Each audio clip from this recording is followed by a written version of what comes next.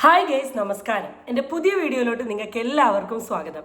ഞാൻ അപ്ലോഡ് ചെയ്ത ഇന്നത്തെ വീഡിയോയിൽ ഞാൻ പറഞ്ഞിരുന്നു ബിഗ് ബോസ് കാണുന്ന ആൾക്കാരെ തന്നെ ഞെട്ടിക്കുന്ന രീതിയിലുള്ള ഒരു കണ്ടന്റ് ഇന്നത്തെ എപ്പിസോഡിൽ വരുമെന്നുള്ളത്. ഫൈനലി നമ്മുടെ ബിഗ് ബോസ് ലൈവിൽ ആ ഒരു കണ്ടന്റ് വന്നിരിക്കുകയാണ്. അനീഷ് ഏട്ടൻ കയറി അനുമോളെ പ്രപ്പോസ് ചെയ്തിരിക്കുകയാണ്. ശരിക്കും പറഞ്ഞാൽ ബിഗ് ബോസ് നന്നായി കാണുന്ന ഒരു റിവ്യൂവർ എന്ന നിലയിൽ ഞാൻ ഇത് കുറച്ച് മുമ്പേ പ്രതീക്ഷിച്ചിട്ടുള്ളൊരു കാര്യം തന്നെയാണ്. കാരണം അനുമോളുടെ കളി കാണുമ്പം അനീഷേട്ടന് നല്ല പ്രതീക്ഷ ഉണ്ട് എന്നുള്ള കാര്യവും അനുമോൾ അതിനു വേണ്ടി കുറച്ച് നെല്ലിട്ട് കൊടുക്കുന്നുണ്ട് എന്നുള്ള കാര്യമൊക്കെ നമുക്ക് വളരെ വ്യക്തമായിട്ടറിയാം. എന്തായാലും ആ ലവ് പിടിച്ചുകൊണ്ട് അനുമോളുടെ പുറകെ പോകുന്ന അനീഷേട്ടനൊക്കെ ഇന്നൊരു തിരശീല വീണിരിക്കുകയാണ്. സോ ഗൈസ്, നമുക്ക് നേരെ ആ വീഡിയോയിലോട്ട് പോവാം. എന്നിട്ട് ബാക്കി കുറച്ച് കാര്യങ്ങൾ പറയാം. ചാനൽ ഇഷ്ടപ്പെട്ട സബ്സ്ക്രൈബ് ചെയ്യാനും വീഡിയോ ഇഷ്ടപ്പെട്ട ലൈക്ക് ചെയ്യാനും നിങ്ങൾ ആരും മറക്കണ്ട. സോ ഫസ്റ്റ് ഇവരുടെ ഒരു പ്രപ്പോസ് രംഗം ഞാൻ റെക്കോർഡ് ചെയ്തത് കാണിച്ചു തരാം.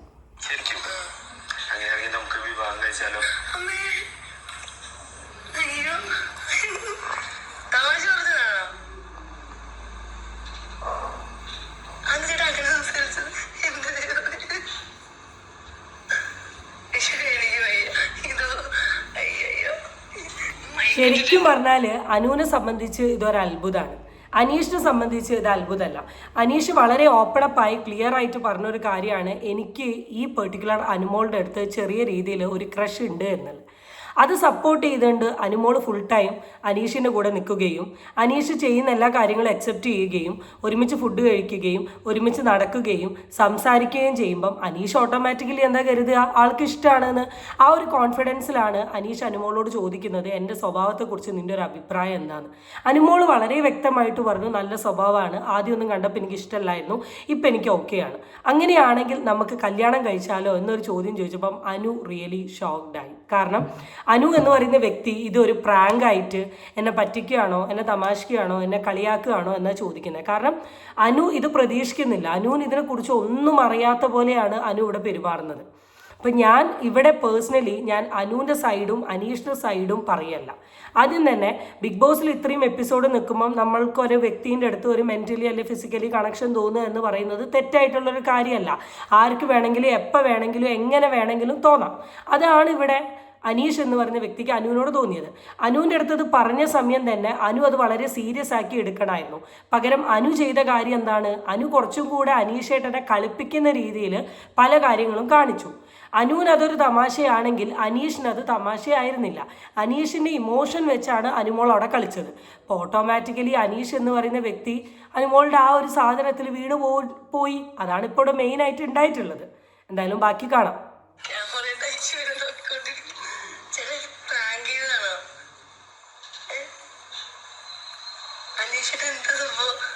ഞാൻ ചോദിച്ചതിന് ഉത്തരം പറ.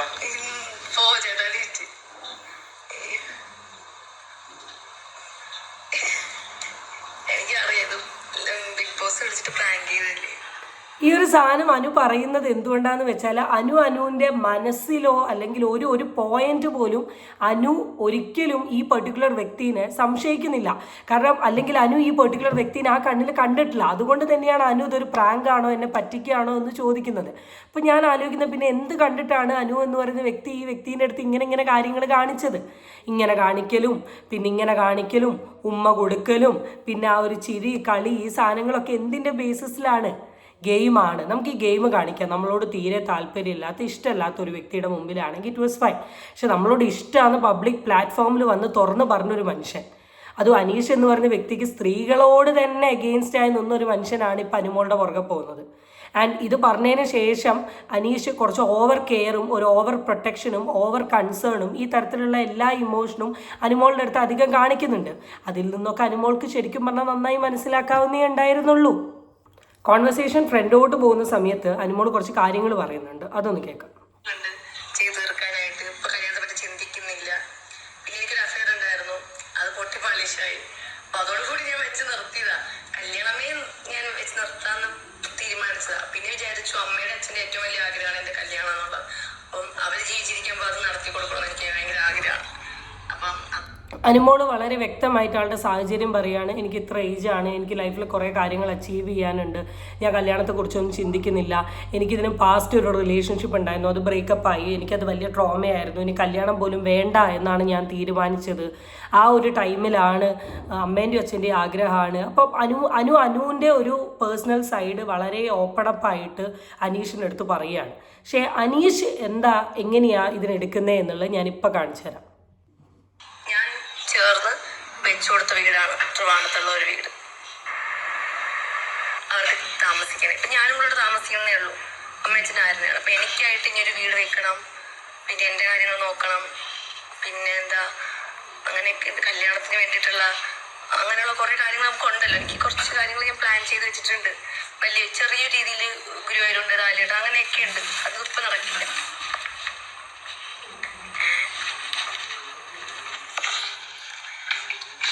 അനീഷ് ചമ്മി തെറ്റി നാറി നാരായണക്കല്ലായി അവിടുന്ന് എണീച്ച് അങ്ങ് പോയിട്ടുണ്ട്. പറഞ്ഞും പോയി, ലാസ്റ്റ് കിട്ടുവുമില്ല, നാറിയുമല്ലോ എന്നൊരവസ്ഥയായിപ്പോയി. ശരിക്കും ഇവിടെ അനീഷിന് കുറച്ച് അനുമോളുടെ വാക്ക് റെസ്പെക്റ്റ് ചെയ്യായിരുന്നു. കാരണം ഒരാളെ പ്രപ്പോസ് ചെയ്ത ആ സെക്കൻഡ് തന്നെ അയാൾ തിരിച്ചു കയറി യെസ് പറയണമെന്നില്ല. തോന്നിയാൽ മാത്രമേ തിരിച്ചു കയറി യെസ് പറയാൻ പറ്റൂ. ഇവിടെ അനീഷ് എന്ന് പറയുന്ന ഒരു വ്യക്തി പറഞ്ഞ സമയത്ത് നോ എന്ന് പറയുന്നതിന് പകരം ആളുടെ സാഹചര്യവും സിറ്റുവേഷനും ഒക്കെ വളരെ വ്യക്തമായിട്ട് പറഞ്ഞ് മനസ്സിലാക്കി നോ പറഞ്ഞ അത് റെസ്പെക്റ്റ് ചെയ്തുകൊണ്ട് ഷെയ്ക്ക് ഹാൻഡ് കൊടുത്ത് അങ്ങ് വിട്ടാൽ ഇതൊരു വലിയ വിഷയമാവില്ല. ഇനിയിപ്പം ഇന്ന് പുറത്തിറങ്ങിയ അനുമോളാണെങ്കിൽ അനീഷാണെങ്കിൽ ഏറ്റവും കൂടുതൽ കേൾക്കാൻ പോകുന്ന ചോദ്യം ഈ ഒരു പെർട്ടിക്കുലർ ടോപ്പിക്ക് റിലേറ്റ് ചെയ്തിട്ടാണ്.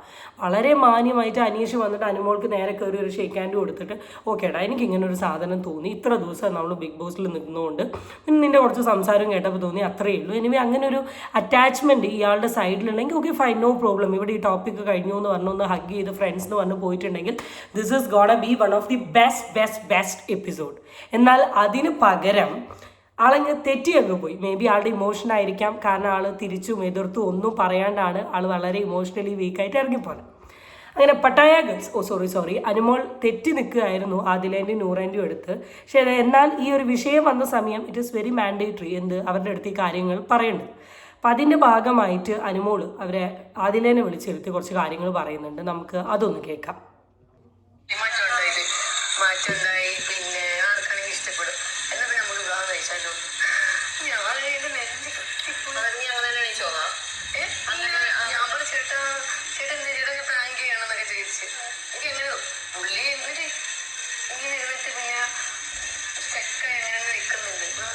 ഞാൻ എന്ത് ചെയ്യുന്നൊന്നും എനിക്കറിയത്തില്ല. അപ്പൊ അത് കഴിഞ്ഞിട്ട് ഞാൻ പറഞ്ഞു എനിക്കിപ്പോ ഞാൻ തന്നെ പറഞ്ഞില്ലേ കല്യാണത്തിന്റെ കാര്യമൊക്കെ 2 വർഷത്തേ ഉള്ളൂ എന്നൊക്കെ ഞാൻ കാര്യങ്ങൾ പറഞ്ഞു. എന്റെ കാര്യം നോക്കണം, എനിക്ക് സെറ്റിലാവണം, പിന്നെ എനിക്കൊന്നും ആയിട്ടില്ല എന്നൊക്കെ പറഞ്ഞു. അതെല്ലാം കേട്ടോണ്ടിരുന്നിട്ട് തെറ്റിയതാണെങ്കിലും ഒരു പ്രശ്നം വരുമ്പം ഫ്രണ്ട്സ് തന്നെ ഉണ്ടാവും എന്നുള്ളത് അനുവിന് മനസ്സിലായിട്ടുണ്ട്. അനു ഇവരുമായിട്ട് തെറ്റിയതാണ്. എത്ര ആൾക്കാർ അനുവിന് അവിടെ ഉണ്ടായിരുന്നു. അവരാരുടെങ്കിലും എടുത്തു പോയി കാര്യങ്ങൾ അങ്ങ് തുറന്നു പറഞ്ഞുകൂടായിരുന്നു. പക്ഷേ ഇല്ല, തെറ്റിയിട്ടുള്ള ഇത്രയും കുറ്റം പറഞ്ഞിട്ടുള്ള അവർ തന്നെ വേണ്ടി വന്നു ഒരു പ്രശ്നം വന്നപ്പോൾ തുറന്നു പറയാൻ. അതാണ് ഫ്രണ്ട്ഷിപ്പ് എന്ന് പറയുന്ന ഒരു സാധനം. ബാക്കി കേൾക്കാം. ഞാൻ ചോദിച്ചതിന് മറുപടി പറയാൻ പറഞ്ഞു. പോ ചേട്ടാ എന്നൊക്കെ പറഞ്ഞു. എനിക്ക് എന്ത് പറയാ, ഞാൻ മനുഷ്യരെയൊന്നും കണ്ടിട്ടില്ല, ചേട്ടനെ പോലെ കണ്ടിട്ടുള്ളൂ.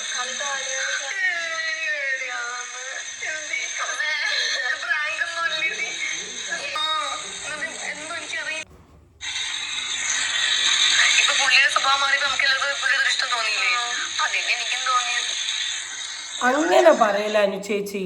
ഇഷ്ടം തോന്നിയെന്ന് കരുതി എല്ലാവരും കാണിക്കുന്ന കാര്യമാണോ അനുചേച്ചി കാണിച്ചേ? അനീഷേട്ടൻ്റെ പുറകെ നടക്കുക, അനീഷേട്ടനോട് സംസാരിക്കുക, അനീഷ് പറയുന്ന കാര്യങ്ങൾ കേൾക്കുക, അനീഷിനെ നോക്കി പല ഇമോജികളും പല ജസ്റ്റേഴ്സും പല പോസ്റ്റേഴ്സും കാണിക്കുക. At the end of the day Anu മനസ്സിലാക്കേണ്ട കാര്യം അനുവിനോട് ക്രഷ് ഉണ്ട് എന്ന് പറഞ്ഞൊരു വ്യക്തിയാണ് ആര്? അനീഷ്. അപ്പോൾ അനു ഈ സാധനം അനീഷിനോട് കാണിക്കുമ്പോൾ പുള്ളീനെ പോലെ വളരെ ഇന്നസെൻ്റ് ആയിട്ടുള്ള ഒരു മനുഷ്യൻ, പഴയ ലോകത്ത് ജീവിക്കുന്നത്, നിങ്ങളൊക്കെ പറയുന്ന പോലെ പുള്ളി അത്രമാത്രം ഇങ്ങനത്തെ തമാശകൾ എൻജോയ് ചെയ്യാൻ മാത്രം ഔട്ട്ഡേറ്റഡ് ആയിട്ടുള്ള ഒരു വ്യക്തിയല്ല. അപ്പം ആ വ്യക്തിയെ സംബന്ധിച്ച് ഓഫ് കോഴ്സ് ഈ ഒരു സാധനം കേൾക്കുമ്പോൾ അതൊരു ഹോപ്പ് ഗിവിങ് തന്നെയാണ്. ആൻഡ് നൂറ വളരെ വ്യക്തമായിട്ട് ഈ ഒരു സാധനം പറയുന്നുണ്ട്, ഈ എവിടേക്കോ നീ ഒരു പ്രതീക്ഷ കൊടുത്തിട്ടുണ്ട്. ആ ഒരു സാധനം കൂടെ ഞാൻ നിങ്ങൾക്ക് കാണിച്ചു തരാം.